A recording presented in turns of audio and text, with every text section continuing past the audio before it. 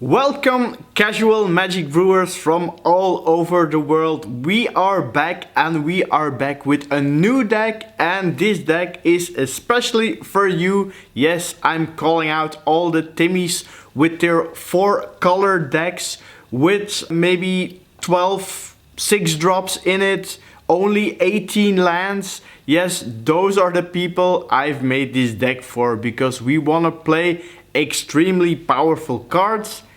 And of course, we also want to get lucky a little bit, because sometimes it's also about luck.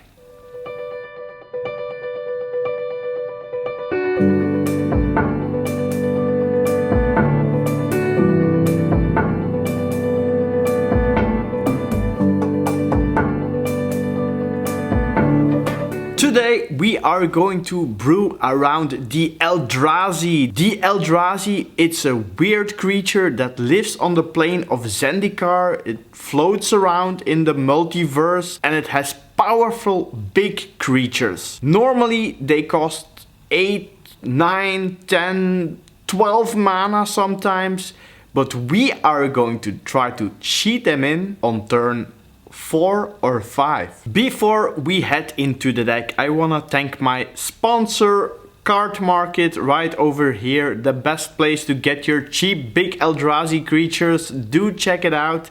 And if you follow my channel, if you subscribe, click also the bell notification button. Yes, then you can even win a €10 voucher, which can buy you almost half of this deck already. So get you started, right? Enough with the introduction, let's head into the deck tech. I also put the whole deck list in the description below, so you can click to it and find the whole deck list on Deckstat. You can find the whole list on Deckstats. Are you sure about that? Yeah, on Deckstats. That's where the whole list is. This deck is going to be a little bit more than €20, but it's going to be worth it. There's some money in the mana base to make it work, but in the end I also give you some alternatives in the maybe board to make a cheaper version of the deck and even a more expensive version. So this version will cost around €40, maybe $50 to build. So we have 7 ways to cheat in a big Eldrazi Titan, and we're going to start with the most important one. It's called Descendents Path. We will start with 3 copies of which is probably the most expensive card in the deck, Descendents Path. This 3 mana enchantment will have us sneak in some Eldrazi. So you can cast the top card of your library for free with this card. The only thing you need is another Eldrazi on the battlefield. Luckily for us, we have plenty of them that cost just 1 or 2 mana. So these Eldrazi drone kits will help us to get to Big Daddy Eldrazi easily. Of course, we need some library manipulation that can help. And this card is perfect for the deck. It's a split card called Reason Belief. The first part, you can put an Eldrazi on the right spot where you want it on top of your library, or it can help you dig for a Descendants Path.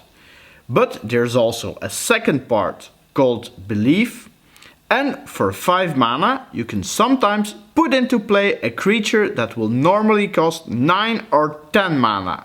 Just don't forget where to put it. Then there's also one last fun card called Pattern of Rebirth. Luckily, you'll have many Eldrazi scions that you can target it with to get a big Eldrazi on turn 4 if you have it in your opening hand.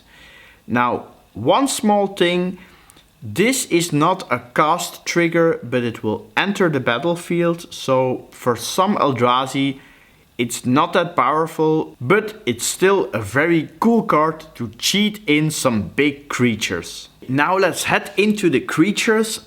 First we're going to look at some small Eldrazi, some drones, some scions that help us ramp and also activate our Descendants Path. We play 4 blister pots. This is a small 1-drop Eldrazi that when it dies you put a 1/1 colorless Scion token into play, and when you sacrifice the token you add 1 mana to your mana pool. I also play a similar creature that's called Nest Invader. I play 3 copies of it, and I also play 3 Catacomb Sifters. So these 10 drones provide a great mix of scions that help ramp and be the target of Pattern of Rebirth. And the Catacomb Sifter can use his Scry ability to position the right big one on top for a Descendents path or a Belief to be played from your graveyard. I also added 4 smaller Eldrazi to have sufficient early drops and to also add some flexibility into the deck. Blinding Drone can help on defense, immobilize a flyer or tap a creature. The Tide Drifter is an awesome defense card that buffs some Scions and some other Eldrazi of course. And then there's also the Eldrazi Mimic. You can play it on turn 2. So it can be a very aggressive 2-drop attacking creature that can sometimes do 8 damage on turn 4 when you sneak in a big creature next to it. And the last small Eldrazi is a Void Grafter. It's also a great card on defense. You can flash it in, you can help it protect the big boys later in the game. So yeah, really cool card also to play in this deck. Okay, now the moment you've been all waiting for, the big Eldrazi creatures. Here we go. Drowner of Hope is a very flexible Eldrazi that's awesome both on defense and offense. And it also creates some Scions, which is good for Pattern of Rebirth. Then you have Conduit of Ruin. It's also a great card as a setup for Descendents path, and it can help you ramp into your big Eldrazi Titans. In the 7 mana slot we have Deceiver of Form. This card can make your army of small drones become a huge Eldrazi force with the right big boy on top. And with all the scry effects that this deck has, it's not really that hard to do. Now on to the real big boys. The Ulamog's Crusher is one of the 6 real big boys that consist of 10% of the deck. This is an 8/8 and it has a great ability called Annihilator. An even bigger Eldrazi is the Artisan of Kozilek. You can bring back a fallen Eldrazi and attack with Annihilator as well. Oh yeah, it also helps that it's a 10/9. We also play 1 Void Winnower. This bad boy recently went up a little bit in price. I picked it up for $1 some time ago, but it's a real good card and it's a real annoyance for your opponent because he won't be able to cast half of his deck and his creatures won't be able to block it. So you think 9 mana is not enough for the top of your mana curve? Well, you are right. At 10 mana we have the coolest boar of them all. Decimator of Provinces is a 9/9 haste trampler that will boost your whole team. Or you could go for even more power, because Descendants path is also a cast trigger. It means you'll get 2 10/10 creatures, 2 10/10 Desolation Twins. And sometimes you'll have an Eldrazi Mimic in play, and this guy will definitely appreciate those guys showing up. And last, but certainly not least, we have to finish in true Timmy style. For a tiny, measly 11 mana, Pathrazer of Ulamog. It's a 9/9 that can't be blocked except by 3 or more creatures, and it has Annihilator 3. How about that? These were all the creatures. Now let's have a look at some other cards. Brainstorm is a great card in this deck. You draw 3 cards for just 1 blue mana, and you can also put some cards back on your library. And this is very important if you have a Descendants path out, or maybe if you want to play a Belief. For the artifacts I play 1 Seer's Lantern, it ramps and scries, and I also play 1 Lifecrafter's Bestiary. This is an awesome card that scries and draws you some extra cards. And you can even use it with a free cast trigger from the Descendants path to draw an extra card. Normally we do this in the beginning of our deck tag, but now we put the mana base at the end. This mana base costs around $20, maybe 20 euros, which could be a bit expensive for a casual deck, but I will also provide a cheaper version in the maybe board at the end of the video, and a good mana base is also always worth investing in. First we're going to look at some basic lands. So we play 5 forests, 3 islands and 1 swamp. For some mana fixing I also play 1 opulent palace. I also play 1 of each temple of the Sultai colors, so that's black, blue and green. I play a Temple of Melody, a Temple of Mystery and a Temple of Deceit. These are one of the more expensive cards, so you could also wait when they rotate off standard if they're in while you watch this video, and then the price will certainly drop. Then I also play these other 2 dual lands that you could also use for colorless mana. I play 3 Llanowar Wastes and 4 Yavimaya Coasts. Another dual land that's also a creature, or that also can become a creature, but not an Eldrazi, but I liked it because it's a good defensive card, is a Hissing Quagmire. Then some cards that give colorless mana. I play a Spawning Bat, it could also create some Eldrazi Scions. I play a Shrine of the Forsaken Gods and an Unclaimed Territory, and of course as a creature type you will choose Eldrazi. Then I also play 1 Evolving Wilds, and this is not only a mana fixer, but sometimes you just want to gamble and you know you don't have the right card on top, so you can search for a basic land, but also your top card of your library will be different after the shuffle, so maybe you can hit a big creature with a Descendants spot after shuffling. So this was the deck. As always, I also added some power rankings. For power, this deck is certainly a 9 out of 10. You play huge creatures for almost free, so it's a really cool and powerful deck. Complexity, I gave it a 7. You really have to know how to play the deck, and it's also important which cards in your opening hand are really good. So if you have a Descendants spot and a small Eldrazi out, maybe with a Reason to Believe or a Brainstorm, that's a really good opening hand. But if you have a lot of big creatures, then you'll probably take a mulligan. I told you we are going to gamble a little bit in this video, and therefore consistency of the deck, I gave it only a 5. Sometimes you get unlucky and there are no big Eldrazi on the top of your library and you will just lose to an aggressive deck. So it's not super consistent. I give it a 5. For offense I gave it an 8, and for defense a 4. It's not really a defensive deck, although I did play some games where I needed to keep my Eldrazi Titan untapped because my life total was so low that if I would attack, then the counter attack would be lethal. I did add something extra. Fun factor, I gave it a 10 out of 10.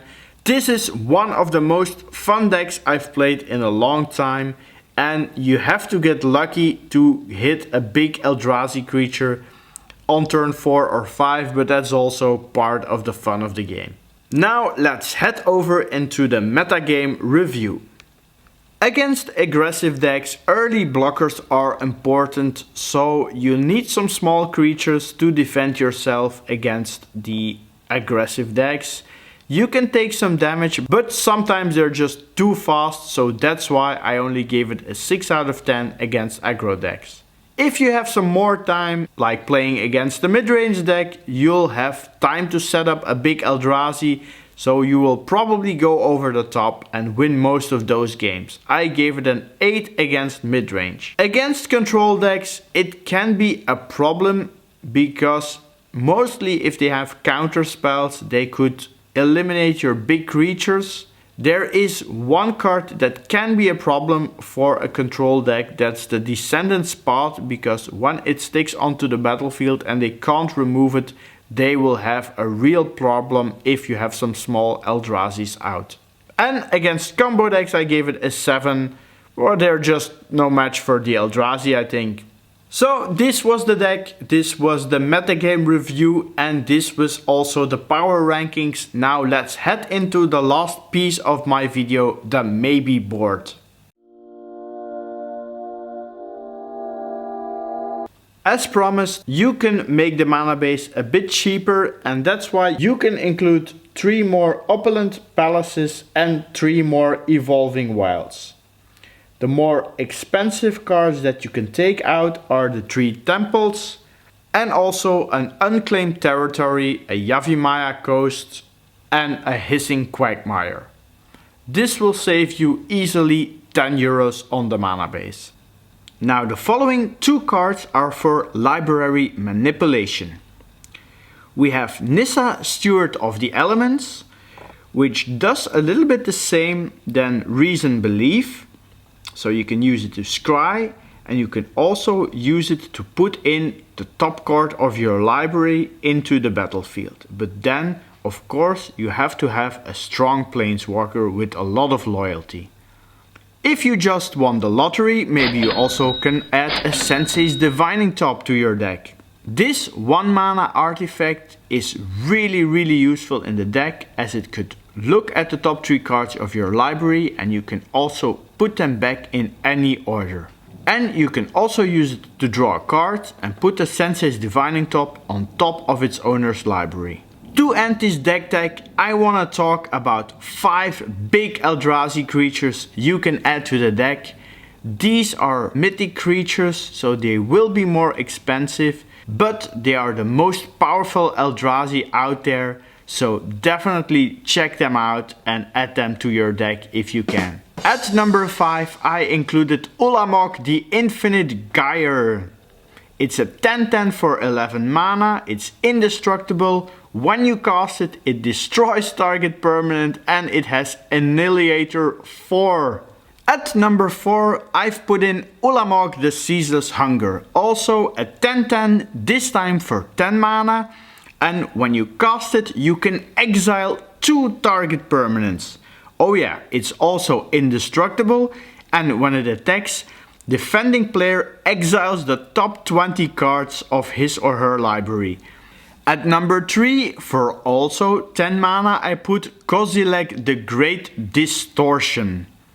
It's a 12/12 with Menace, and when you cast it, if you have fewer than 7 cards in your hand, you draw equal to the difference.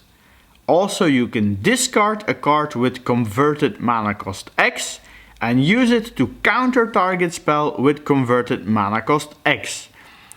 Which is great also in this deck, because we also have a lot of cheap Eldrazi in our deck. At number 2 we have Kozilek, Butcher of Truth.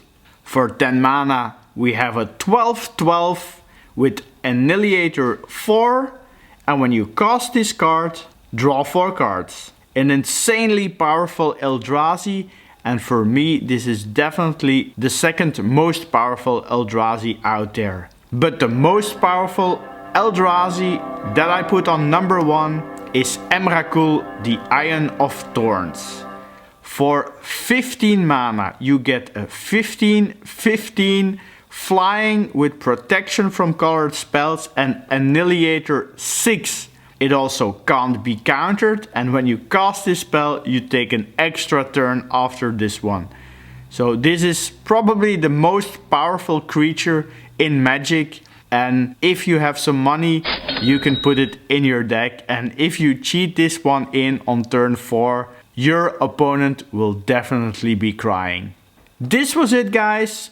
As always, keep it casual and see you at the next deck tech.